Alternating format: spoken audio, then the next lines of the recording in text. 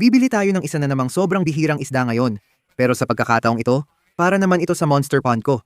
At kung masyadong maliit ang mga isda na bibilhin natin ngayon, pwede talaga silang kainin. Ano? May alien na pala ka dito? Hindi ko pa yan nakita sa buong buhay ko. Oh, oo nga, may depekto siya. Ano? Kita mo yung gulugod? Diyos ko, grabe. Pare, literal na parang 3 talampakan ang haba niyan. Nakita ko na. Hindi siya binebenta. Diyos ko, $3,000 para sa pagong na to. Para talagang dinosaur, mga tol. Halimaw na parang sinaunang panahon. Grabe itsura niya. Emergency ito. Ayan na siya. Mga tol, may masama akong balita.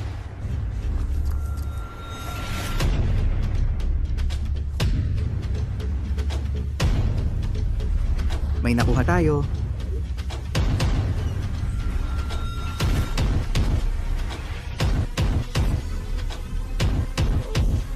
Nakuha na. Kamusta, Bifinisha? Welcome ulit sa isa na namang astig na video. Mga tol, gaya ng nakikita nyo sa title at thumbnail, bibili tayo ng isa na namang sobrang bihirang isda ngayon. Pero sa pagkakataong ito, para naman ito sa monster pond ko. Alam nyo naman dito sa channel, madalas tayong nagsisave ng mga isda. Lumalabas tayo, nanghuhuli ng isda, pero paminsan-minsan, lumalabas din tayo at bumibili ng kakaibang isda. Kapag may pagkakataon na makabili tayo ng sobrang bihira at hindi mo madalas makita, lalabas talaga tayo at gagawin natin yon. Mga tol, bumili tayo kamakailan ng Gonji catfish, isang isdang kilala sa pagkain ng tao. Bumili tayo ng 3 vampire fish, tigrinus catfish, dambuhalang matamata na pagong, bihirang paddlefish, higanting arowana, malalaking aba-aba knife fish, at iba pa. Mga tol, matagal na tayong walang video tungkol sa pagbili ng isda dahil walang bagong mabili. Kakatawag lang ng kaibigan kong si Zach mula sa Pond Doctors. Isa itong tindahan ng isda kung saan lagi tayong nakakakuha ng mga kakaibang isda. Sabi niya, may malaki siya, prehistoric, sobrang bihira, at 2 raw ang meron siya. Kaya mga tol, anong gagawin natin? Alam ko na kung ano yon, pero hindi ko muna sasabihin sa inyo hanggang makarating tayo doon at makita natin sila. Siguradong matindi ito, mga tol. Matagal ko nang gustong magkaroon ng ganitong isda. Marami sa inyo ang humihiling na kunin ko sila. At ngayon na nga ang araw na yon, mga tol. Sa tingin ko, 400 ang presyo ng bawat isda. Kung kukwentahin mo, $800 yon para sa 2 isda. Sa tingin ko, sulit naman, mga tol.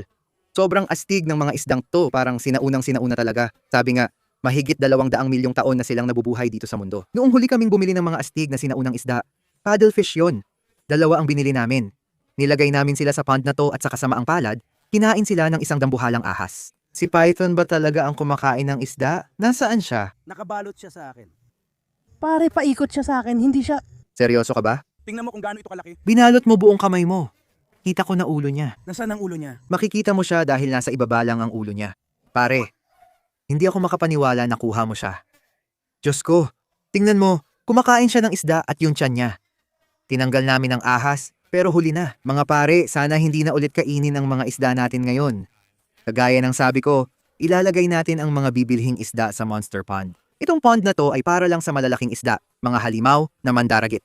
At para mailagay dito, dapat talagang malaki na. Hindi ako sigurado kung gaano kalaki ang mga isda na yon, pero sinabi sa akin ni Zach na sobrang laki daw talaga. Sa pond na ito, may malalaking red tail, ripsaw catfish, pating, at arowana, kaya kailangan mag-ingat dahil malalaki ang isda dito. At kung masyadong maliit ang mga isda na bibilhin natin ngayon, pwede talaga silang kainin. At boom, $200 ang mawawala. Pero sobrang excited ako. Para makapaglagay tayo ng isda dito sa monster pond na to, bihira lang mangyari. Kasi kailangan talagang makahanap ng sapat na kalaking isda. Sa tingin ko mangyayari na ito ngayon bago tayo pumunta sa pond. Mga doktor, gusto ko lang kayong i-update. Karamihan sa mga isdang nabili natin dati ay maayos, pero may ilan na namatay.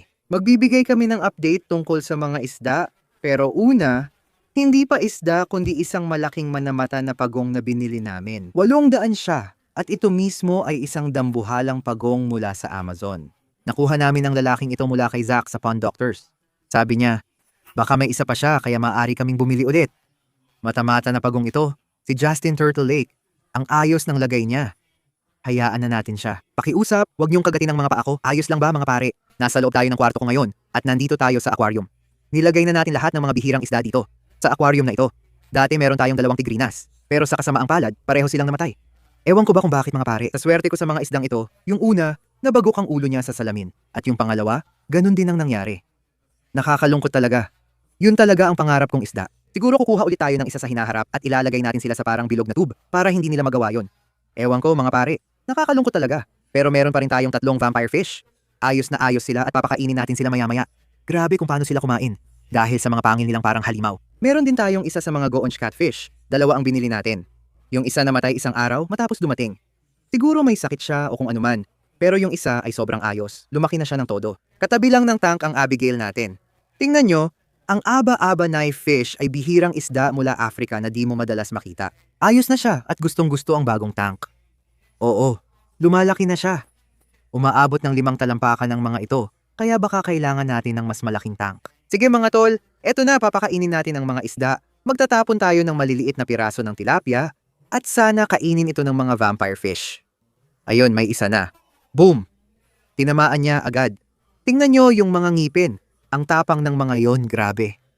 Ayun na, may maliit na halimaw. Heto na ang pangalawang piraso. Sige na, ayan. Kakainin niya na. Astig talaga sila. Gustong gusto ko ang mga isdang to. At sa maliit na tubo, nandoon ang higanteng goonch catfish natin. Naamoy na niya ang pagkain. Boom! Isa pa. Mga tol, susubukan kong pakainin ng kamay ang goonch catfish. Sana hindi ako mawala ng daliri. Handa na ang hapunan. Sige na, kaya mo yan. Nahihiya siya at nagloloko. Iiwan natin yan para sa kanya. Ngayon, pakakainin natin si Abby, ang aba knife fish. Heto na, Abby, naamoy mo na. Ayan na siya. Huwag mong kagatin ang daliri ko. Ayan, umalis na siya. Panoorin mo to. Hahatiin niya yan, ayan na. Tingnan mo yan, hinati niya talaga sa gitna. Hahayaan natin siyang ubusin yon tapos pupunta na tayo sa timog. Pupunta tayo sa mga pond doctor at kukuha ng 2 dambuhalang bihirang sinaunang isda. Sandali mga pare, muntik ko nang makalimutan. Siguraduhin muna nating napakain ang dambuhalang isda bago kunin ang 2 bagong bihirang isda sa pond doctor para hindi sila atakihin pag nilagay sa lawa. Ngayon mga pare, ito ang aking 72 galon na dambuhalang fish pond na puno ng kakaibang exotic na mga isda.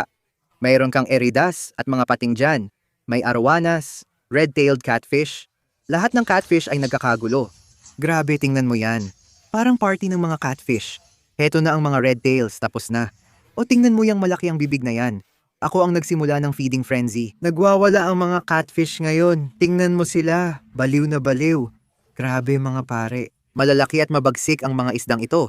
Kaya kung di tayo mag-ingat, baka kainin lang ng red-tailed catfish ang bagong isda natin. Pero ngayon, mga pare, pupunta tayo sa timog at kukunin natin ang 2 dambuhalang prehistoric na isda.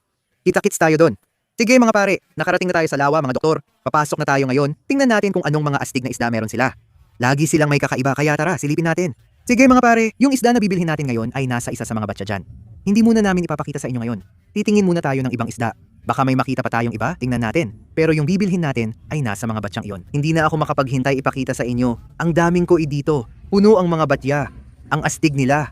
May dilaw, orange, puti. Hindi ako koi person kaya di ko alam pangalan nila. Otsuka. Otsuka, tingnan nyo. Kasama natin si Zach. Kamusta, Zach? Kamusta? Noong huli naming nakuha ang paddlefish, kinain sila ng ahas. Oh, kinain nga sila. Oh, Hindi ko alam yun. Hindi. tapos na sila. Ay pare. Pasensya na. Kinain ng ahas sila. Sana hindi mangyari sa mga isda. Ano yung kakaibang bagay na dala mo? Ito, alam mo, may dala tayong goldfish mo na alam kong hindi mo talaga gusto. Oh, alam mo, mas hilig ko yung mga kakaibang bagay. Maganda ang mga to para sa mga pond. Lumalaki sila ng mga ganito kalaki siguro. Tingnan mo to, may flagtail tayo dito. Tigrinus. Ang saya siguro kung buhay ito. Meron tayong firewood catfish dito. Medyo kakaiba. Siguro nakuha natin siya na parang Wow. medyo matigas ang ulo niya. O nga, may deformidad siya. Oh, baka ipinanganak siyang ganyan. Gusto ko ng mga espesyal na isda. Dito sa ibaba, Ano? kaya itong taong to, baka hindi talaga siya masyadong gumalaw. Zach, di mo nabanggit na may palaka ka. Ano? Galing sila sa Amazon. Pare? Ano? May alien na palaka dito? Anong tawag dito? Pipa. Pipa. Pare, ang astig ng gamit mo. Ngayon lang ako nakakita niyan. Kailangan ko rin yan. Tapos hinahayaan ka pang hawakan siya. Eh, minsan. Wow, parang kamukha niya yung mata-mata na pagong. Dito tinatawag itong pipa-pipa na palaka. Di ko balak bumili ng palaka pero napaniwala mo ako. Sa tingin ko lalaki ito. Kapag hinila mo yung balat, makikita mo yung maliit niya. Ilapit mo pa. Oh, i-zoom in mo dyan. Kapag nakausli, babae yan. Tama ba? Buti na lang lalaki. Kung babae, kita mo parang may batik-batik sa likod. Tama ba? Kung babae, ang mga itlog ay nabubuo sa likod. At kapag napisa, may maliliit na butas na sumisirit palabas. Parang alien. Nag-iimbento na naman si Zach. Hindi ako naniniwala, kaya susuriin ko. Sabi niya, nasa likod ang mga itlog at pag oras na, lumalabas ang mga baby mula roon. O, Kailangan ko na talaga niyan. Guys, bibili tayo ng palaka. Nakakatawa kasi nung binili ko si Matamata, may nagsabi, Ano kayang susunod niyang bibilhin? Yung pinakamapanganib na palaka. Di naman siya mapanganib, pero mukha lang. Ibig kong sabihin, tingnan niyo yung bagay na yan. Ang creepy talaga, kukunin natin ang palaka. Pipa. Hindi pa siya patay. Diyos ko, ang wild naman nun. Mahilig silang magkunwaring patay. Hindi ko pa yon nakita sa buong buhay ko. Hindi ko pa talaga nakita yon.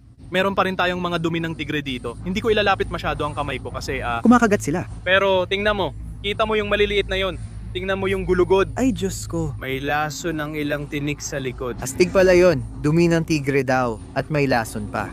May mga nagsasabi kamukha ko si Coyote Peterson. Oh mga tol, kung gusto nyong makita ng video, yung amoy test mula sa dumi ng tigre na si Zach ang bida, sabihin nyo lang sa amin. Maglalagay kami dito, sandali lang. Malalaman ko ba o sorpresa? Sasabihin ko na ba ngayon? Oh, sige lang. Meron tayong mga baby na white diamond sturgeon at Siberian sturgeon. Teka, alin dito ang bibilhin ko? Sige, i-reveal na natin guys. Bibili tayo ng sturgeon ngayon. Bibili ka ng malaking Russian sturgeon. Sige, bibili tayo ng Russian sturgeon. May high whites din siyang sturgeon na astig. Titingnan natin yon. Meron ka nun, di ba? Oo, magkasama sila sa isang tub pero ililipat namin sa loob pag nakuha mo na yung sayo. Oh, excited ako mga tol. Bibili tayo ng kakaibang prehistoric na sturgeon. Meron din siyang mga albino arowana. Tingnan nyo ang mga baby giant garami. Ang cute nila. Si Zach may mga kakaibang isda pero koi talaga specialty niya. Marami siyang koi. Pakakainin daw ni Zach ang koi para sa atin. Nagwawala sila, grabe, nasa splash zone tayo. Diyos ko, sila na ba ang mga halimaw sa hinaharap? Oo, pakainin mo lang sila ng masarap. Pero isang taon pa lang sila, di pa malaki. Meron kang mas malalaki pa, kaya si Zach ay medyo maliit pa. Binili ko ang mga ito sa huling biyahe ko sa hapon. Yung may pulang bilog, parang bandila ng hapon, at nagkakahalaga ng 800 hanggang 1,200 dolyar bawat isa. Para sa isang isda. Ay wow, gusto ko yung gintong isa. Tingnan mo yung itim at kahel na pare. Ang gaganda ng mga koi mo. Pakita natin sa iyo ang mas malalaking koi. May mas malalaki ka pa pala dyan. Oo, at ang mata-mata. Sige, tingnan natin ito. Wow, tingnan nyo ang laki ng mga koi na to mga pare. Grabe ang astig nun. Tingnan nyo yan, yung dambuhalang puti pare. Literal na parang 3 talampakan ng haba. Alam nyo, mga pare, kung dapat ba akong bumalik at bumili ng isa sa mga dambuhalang koi na parang 3 talampakan ng haba, sabihin nyo lang. Tingnan natin kung ano pa ang meron siya. Sige, anong meron ka dito, Zach? Nakatago ba? Sekreto ba yan? So isa ito sa mga kliyente namin. Oh. Naiintindihan ko. Hindi pala ito binibenta.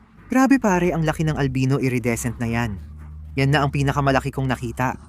Tignan mo rin yung fly ko. Ang dami mong kakaibang alaga. Ano to? Maliit na pond ng pagong. Grabe, ano yon? Ano ang mga yon? Pink-bellied side necks ba yun? So pinapasok pala nila ulo nila. Ang ganda ng tiyan nila. Nandito rin ang mata-mata. Uy, may fly river turtle ka dito.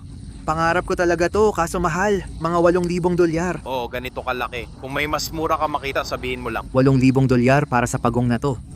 Pero tingnan mo, astig siya, parang dagat na pagong. Tapos mas nakakatakot pa ang mata. Parang mas malaki pa yan kaysa akin. Parang dinosaur. Mga tol, tingnan nyo. Halos magkasing laki lang kami. Lalaki rin to, tama? Oo, lalaki rin. Sa tingin ko, dahil lalaki rin yan, hindi na natin siya kukunin. Tingnan nyo yan, parang dinosaur talaga. Pero kung makakuha ka ng malaking babae, kukuha rin ako ng babae. Ayos yon. Grabe, ang astig talaga.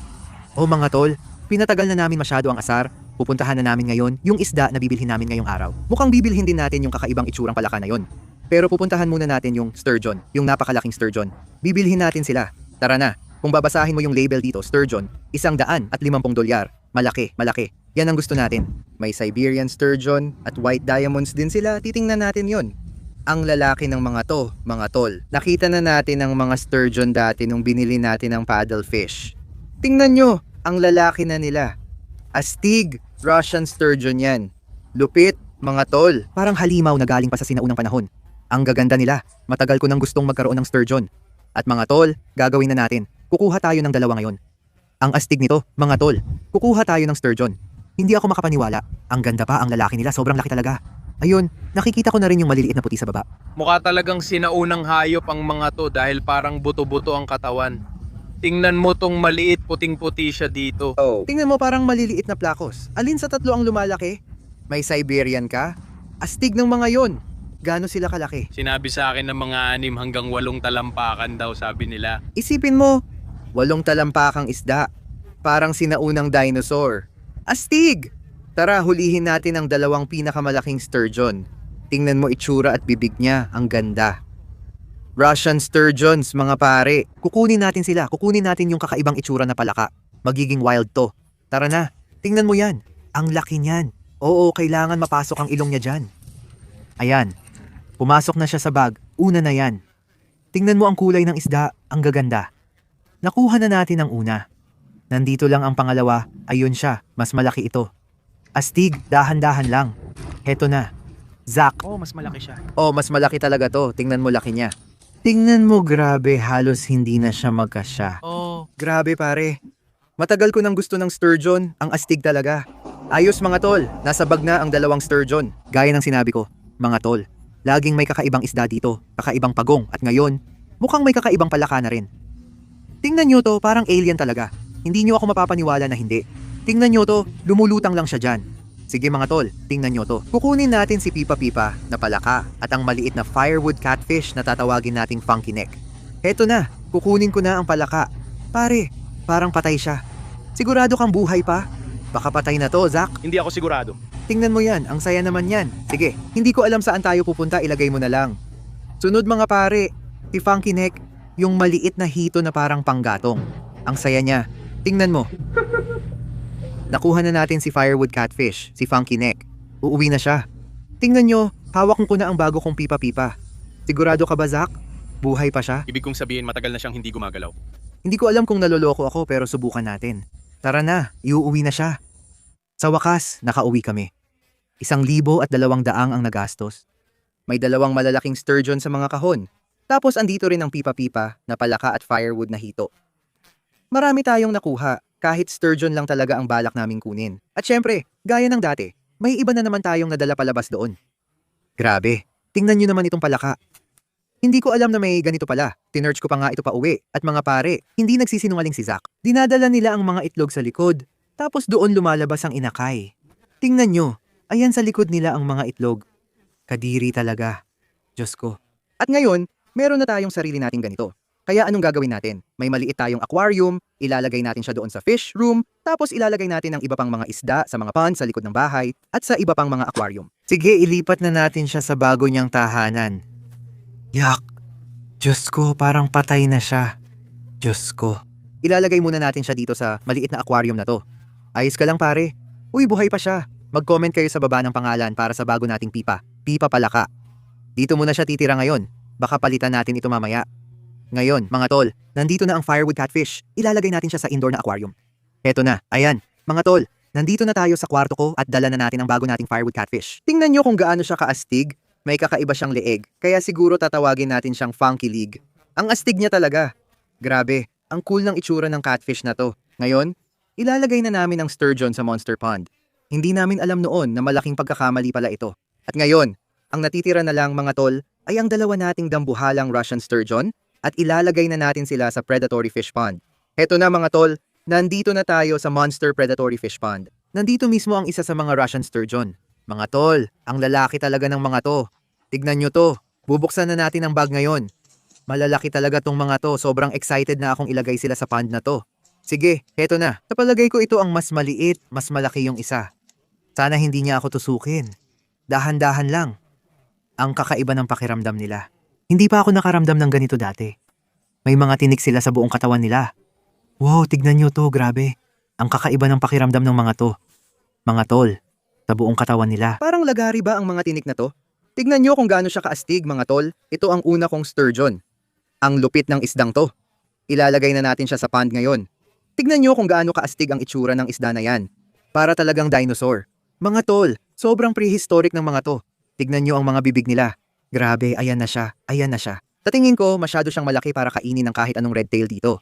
At may baluti rin siya sa buong katawan at matutulis na tinik. Kaya dapat ayos lang siya dito. Hindi ko iniisip na may kakain sa kanya. Sige mga tol, ang lupit nun. Ilagay na natin ang pangalawa. Ayos ba mga tol? Tignan nyo to. Heto na ang pangalawa. Mas malaki ito. Tingnan nyo. Halos puno niya ang kahon. Ilalabas na natin siya at ilalagay sa pond. Excited ako mga tol. May sturgeon na tayo. Matagal nyo na tong hinihiling at matagal ko na rin gusto magkaroon nito. Heto na. Tignan nyo to. Grabe ang laki niya. Ayos, nakuha na natin siya. Grabe, nakuha na natin siya. Nagwawala siya. Tignan nyo kung gaano siya kalaki, kailangan kong mag-ingat. Matutulis ang tinik niya. Pero tingnan nyo, ang laki ng batang Russian sturgeon. Ilalagay na natin siya sa pond. Kakaiba ang pakiramdam ng isdang ito. Puno ng maliliit na tinik at buto-buto. Ang laki talaga ng isa doon. Ayan na siya, tignan nyo, tignan nyo. Ay, ang ganda niya tingnan. Mga tol, may masamang balita ako.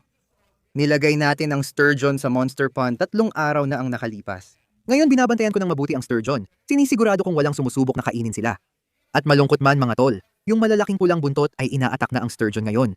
Aaminin ko, hindi ko inakala na mangyayari ito. Malalaki at matinik ang mga sturgeon, pero hindi alintana ng mga pulang buntot at patuloy pa rin silang hinahabol. Hindi ko iniisip na kayang kainin ng mga pulang buntot ang sturgeon, pero ginugulo nila ito. Ayokong mapatay nila, kaya mag-iingat ako mga tol. Kailangan ko talagang pumasok ngayon at subukang hulihin ang mga sturgeon gamit ang lambat. Isa lang ang nakita kong sturgeon kahapon, kahit malaki ang pond, baka nagtatago sila. Isa lang ang nakita ko kamakailan, kaya kinakabahan ako. Sana hindi pa huli at hindi kinain ng pulang buntot mo ang sturgeon. Kailangan ko talagang pumasok ngayon. May mga dambuhalang hito dito na naglalakad.